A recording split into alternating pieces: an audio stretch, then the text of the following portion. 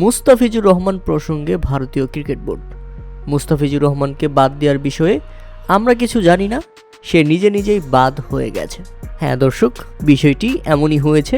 শেখ হাসিনার আমলে আমরা যেমন দেখেছি ইন্টারনেট নিজে নিজে বন্ধ হয়ে গেছে, বন্ধ করা হয় নাই।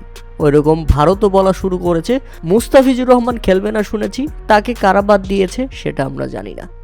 ভারতীয় ক্রিকেট বোর্ডের এমন বিস্ময়কর কথাবার্তা শুনলে মানুষের রক্ত মাথায় উঠে যায়।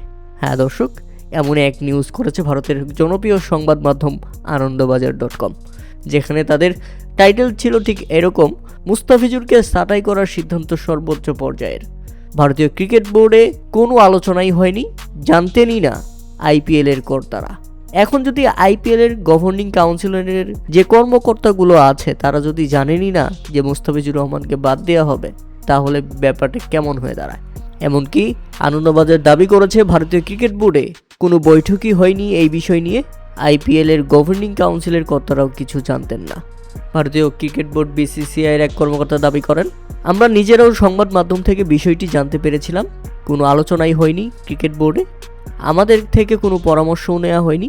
বোঝাই যাচ্ছে মুস্তাফিজুর রহমানকে ছাঁটাই করার ব্যাপারটা সর্বোচ্চ পর্যায়ে কিংবা এটি সরকার পর্যায়ের সংসদীয় সিদ্ধান্ত ছিল, যে সিদ্ধান্ত শুধুমাত্র বোর্ডকে জানিয়ে দেওয়া হয়েছিল এবং বোর্ড সচিব দেবজিৎ সাইকিয়া শুধু এই সিদ্ধান্তটি কলকাতা নাইট রাইডার্সকে জানিয়ে দিয়েছিল।